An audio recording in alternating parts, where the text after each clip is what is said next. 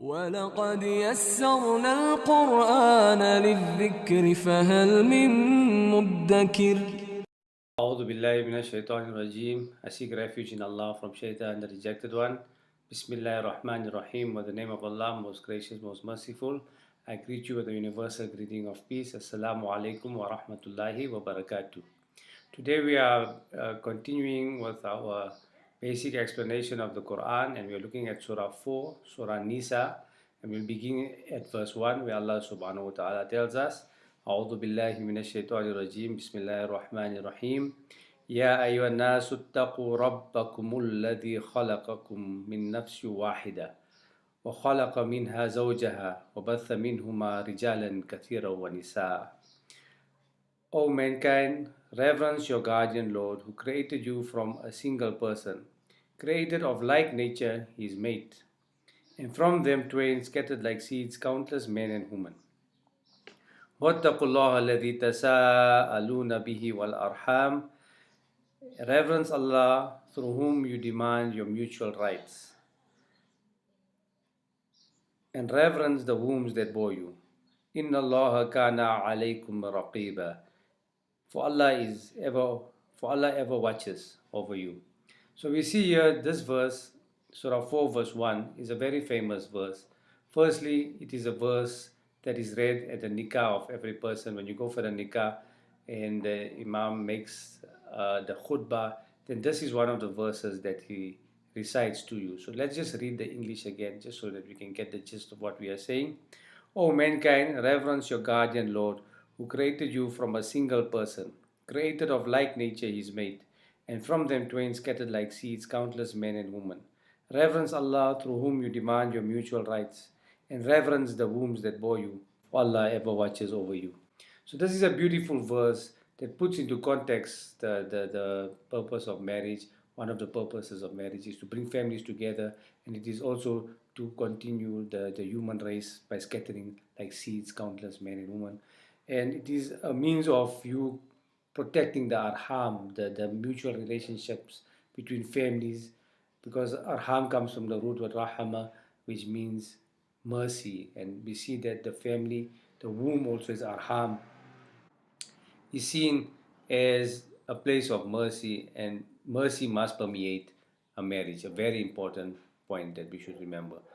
Looking at this verse from a scientific perspective, we read the first part. It says, "Ya ayyuhan-nasu rabbakumul ladhi khalaqakum min nafsin wahida." So literally, it means from a single soul. But if you look at it from a biological understanding, we can say that this verse says that reverence Allah who created you from a nafsu wahida, a single species, and we are homo sapiens. The species, the nafsu wahida, will refer to the homo sapiens species. وَخَلَقَ مِنْهَا زَوْجَهَا. And in the species of homo sapiens he created a zoj, a spouse, a partner, and from them scattered like seeds via sexual reproduction countless men and women. So this verse also shows the reproductive process of humans, of men and women, and seeds is also symbolical of the continuation of the human race by the continuation of family and human relationships and children and children. So that is very important. Then Allah says further that reverence Allah through whom you demand your mutual rights of marriage.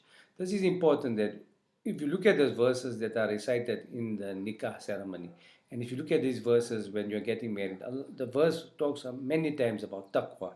If you look at this verse, it starts off, Ya ayyuhan nasu taqu, and then it says, Wattaqullaha alladhi tasa'aluna bihi wal arham.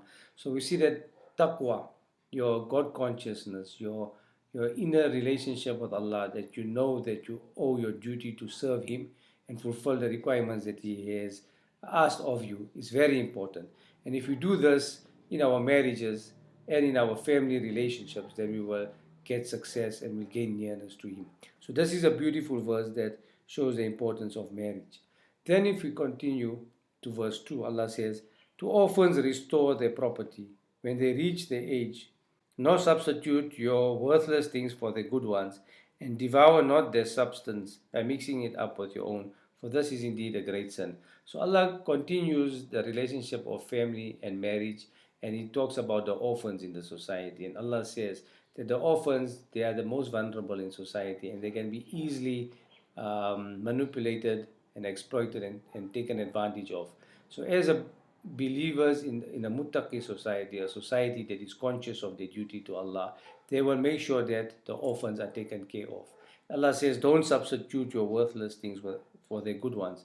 Because sometimes a child is an orphan, but they got inheritance, they've got money that's from their parents, and the greedy people in society may see this as an opportunity to usurp the wealth of the orphan. And Allah is reminding us here that we should be very careful against that type of injustice.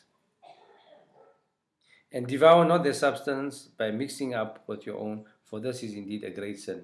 And Allah is reminding us that this is a great sin, that if you usurp the rights of the orphans by stealing their wealth. We can look at a cross reference for this. Surah 2 verse 220 will read, A'udhu billahi minash shaitanir rajim. They're bearing on this life and the year after.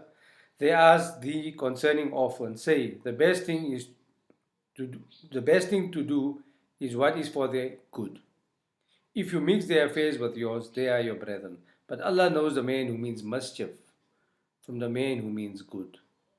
And if Allah had wished, He could have put you into difficulties. He is indeed exalted in power, wise. So if you are looking after an orphan is placed in your care, what is important is that you look after the best interest of that orphan.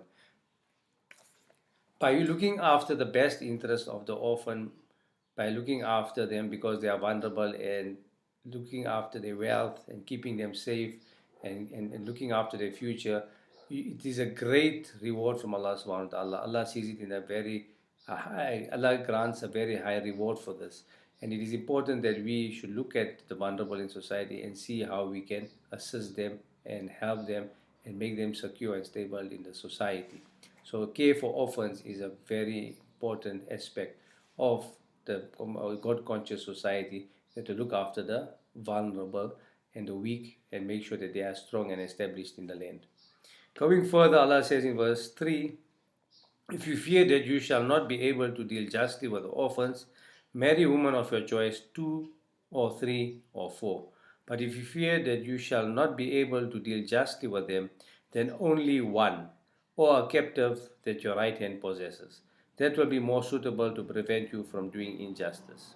So here Allah subhanahu wa ta'ala starts the verse with a conditional statement and says, وَإِنْ خِفْتُمْ, and if you fear that you shall not be able to deal justly with the yatam, the orphans, then marry a woman of your choice, 2 or 3 or 4. But if you fear that you shall not be able to deal justly with them, then only one. So the question of polygamy comes out from here. But what we see that the verse starts off speaking about the orphan. So if you look at the spirit of the ayah, Allah subhanahu wa ta'ala is telling you that many a times, for example, if you look at the time of the Prophet sallallahu alaihi wasallam, you were in a battle, the battle of Uhud took place, we just discussed it. And we see that many of the men that are fighters in society pass away, they are killed in battle, and their wives are widowed and their children are orphaned. Now, in a society where you have many orphans and many widows, we see that the society will be having issues in society because they are vulnerable, they are uncared for, and can create problems for vice and instability in the society. So we see that the context of this verse seems to say that we should look after the society as a whole and see in which way we can get rid of the vulnerable in society from being exploited. And one of the ways is that if you marry other women, 2 or 3 or 4, by you marrying women and you look after the wives or the widows or the orphaned woman, or it may even be the women that have not been married before. The yatam and nisa can refer to widows or orphaned women or women that have not been previously married. So they are the vulnerable in society. So if you marry these women, you will be stabilizing them, giving them a home, giving them a shelter, and in so doing, you are making them secure in the society and you're protecting the society from ill and immodesty. A cross reference to add another aspect to this is Surah 4 verse 127, We'll read A'udhu Billahi Minash Shaitanir Rajim. Bismillahir Rahmanir Rahim. They ask your instruction concerning the woman. Say, Allah does instruct you about them, and remember what has been rehearsed unto you in the book concerning the orphans of women whom you give not the portions prescribed, and yet whom you desire to marry, as also concerning the children who are weak and oppressed, that you stand firm for justice to orphans. There is not a good deed which you do, but Allah is well acquainted therewith. So here this verse is referring to the verse we just read in Surah 4 verse 3, where some people wanted to take care of the orphans and marry them. And by marrying them, they wanted to escape giving them a dowry, and in so doing take advantage of these vulnerable women. Allah says here, concerning the woman to whom you give not the portions prescribed, the dowry, and yet whom you desire to marry. So Allah is saying here that the care of the orphans and the vulnerable in society, the widows and those who are never married, who are vulnerable, is very important. And Allah is saying that if you marry two or three or four, the spirit of marrying more than one should be that you should create stability in society by creating stable homes for these women so that they can have a stable income and have a companionship as well. Further, what we should realize concerning polygamy, we look at verse 129 of Surah 4, where Allah says, you are never able to be fair and just as between women, even if it is your ardent desire. But turn not away from a woman altogether, so as to leave her as it were hanging in the air. If you come to a friendly understanding and practice self-restraint, Allah is oft forgiving, most merciful. So here Allah is saying that you will not have absolute justice, but as far as possible, if a person desires to marry more than one woman to make sure that the society is stable, then they should try and be fair and just between them in terms of financial aid and in terms of companionship and time spent and giving facilities of both of them, etc., etc. But what is important is that Allah says, but you will never be able to be absolutely fair between women because you cannot control your emotions. But Allah mentions here that you should not leave a woman as it were hanging in the air. You should not neglect one of your wives so that she becomes ignored and left uncared for, and she is left, so to say, hanging in the air. That will be an un-Islamic behavior from a believer. So a believer doesn't leave a wife hanging in the air. If it so happens that he marries more than one, then he'll come to an amicable settlement so that he can keep peace and justice and try to be as fair as possible between them by spending on them equally and by spending time with them equally. And what's important, if you go back to Surah 4 verse 3, but if you fear that you shall not be able to deal justly with them, so if you're not going to be just to the wife, more than one wife that you have, then only one. Then you should just marry one wife. So a person, a muttaqi believer in a society that feels that he has the resources and the time and the temperament to make more stability in the society by marrying more than one, is encouraged to marry more than one so that he can bring about stability in the society and so that the orphans are not neglected as well. But if he realizes that he doesn't have the financial muscle, he doesn't have the time, and he doesn't have the temperament, or he'll be caused injustice, then it is better to marry just one woman, because by you marrying more than one, instead of uplifting the society, you will actually be hampering the society and creating more problems in the society. So polygamy is allowed in Islam, but it is not a blanket rule to say you must marry more than one. On the other hand, monogamous marriages are also not the only thing that is mentioned in the Quran to say that you can only marry one. So in some cases, it is better to marry more than one, and in other cases, it will be better to just marry one woman, because the importance of the vulnerable and the stability in the society must take precedence over your personal desires. Going further in verse 4, Allah says, and give the woman on marriage the gift, the dower as a free gift. وَآتُوا النِّسَاءَ صَدَقَاتِهِنَّ نِحْلَةً. So it is important that when a person marries another woman, that he should give her the dowry. The dowry is the gift from the husband to the wife. This dowry is her personal property. She can do with it as she wants. And the verse goes on to say that if she wants to take the dowry that you gave her and spend it on herself, or she wants to spend some of it with her husband, it's her choice. And by you giving the dowry to the wife, it shows that she has economic independence. It's symbolical that she is an individual in her own right and has her own personal rights of property. And we'll talk about inheritance. Which shows that she also has the right of inheritance as well. So she's financially independent. Whatever the husband gets is for the wife, and whatever she has is for herself.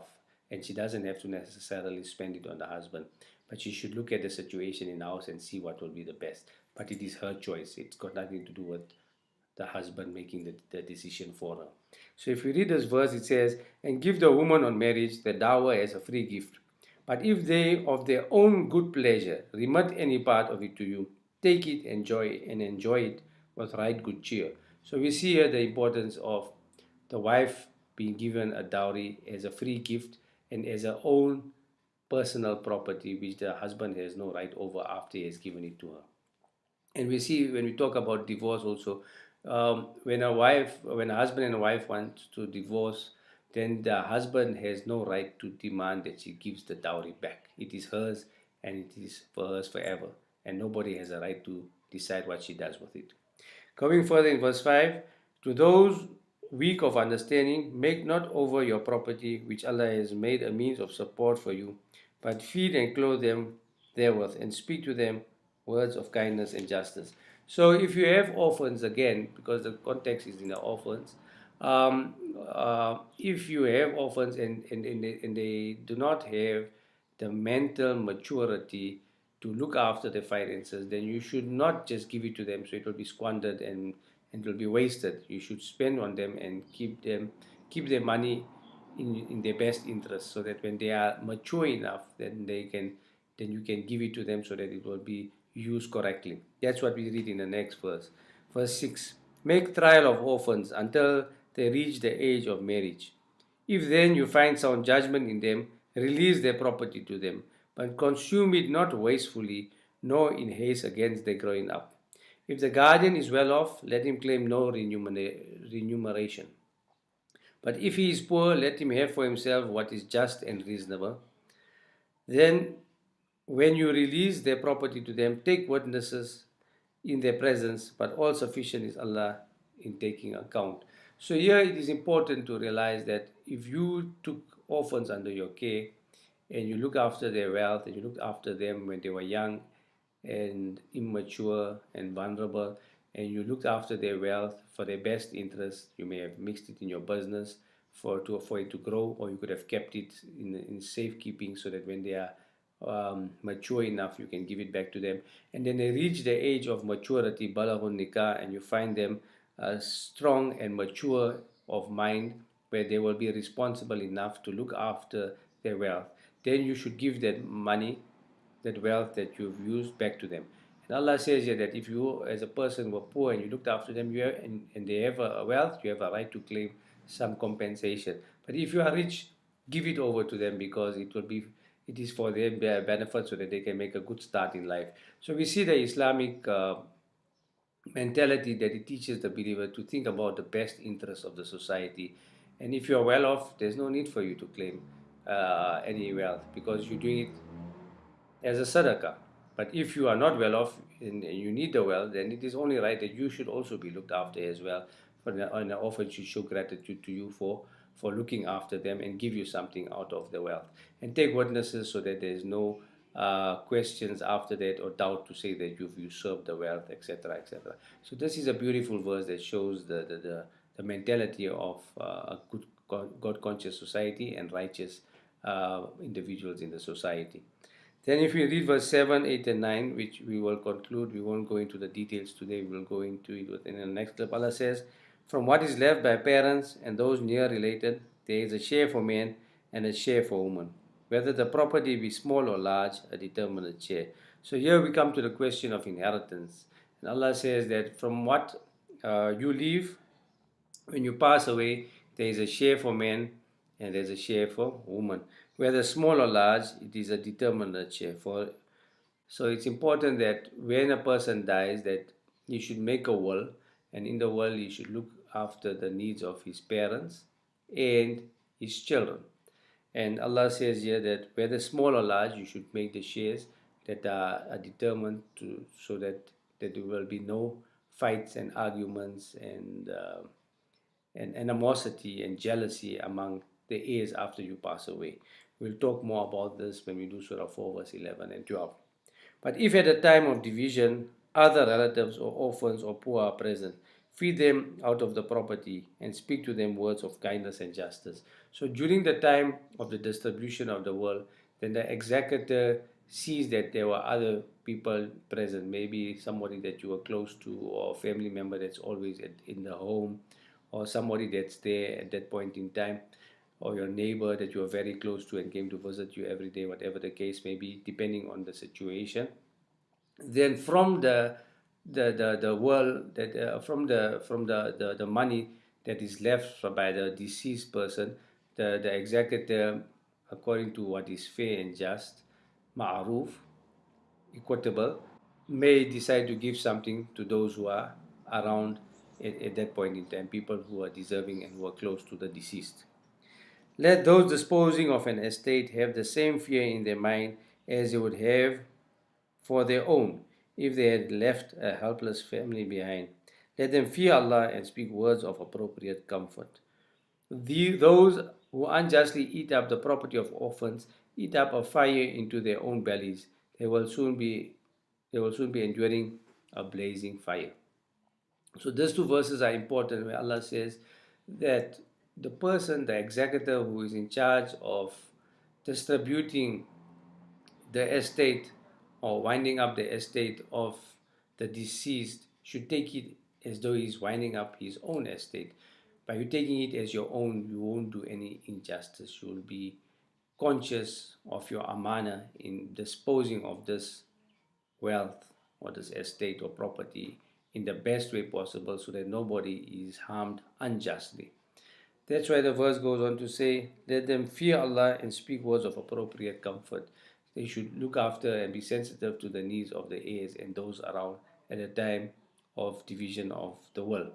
And then the verse says, those who unjustly eat up the property of orphans, those who change the world, and those who manipulate the world for their own personal interests or their own friends or cause corruption in this world which Allah subhanahu wa ta'ala has ordained for us, eat up a fire into their own bellies. And by you misappropriating this trust, you are eating up fire into your own bellies.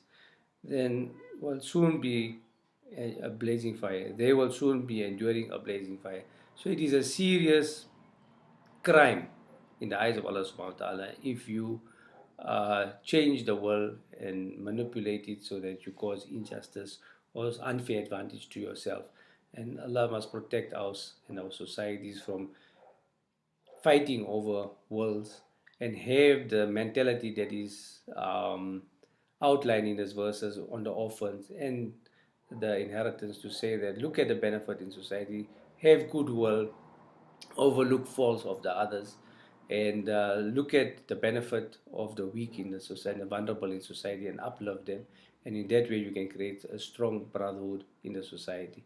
With that, we will stop today. We talked about the orphans, we talked about polygamy, we talked about the dowry, and we started off with the verse relating to the verse that is read in Nikah.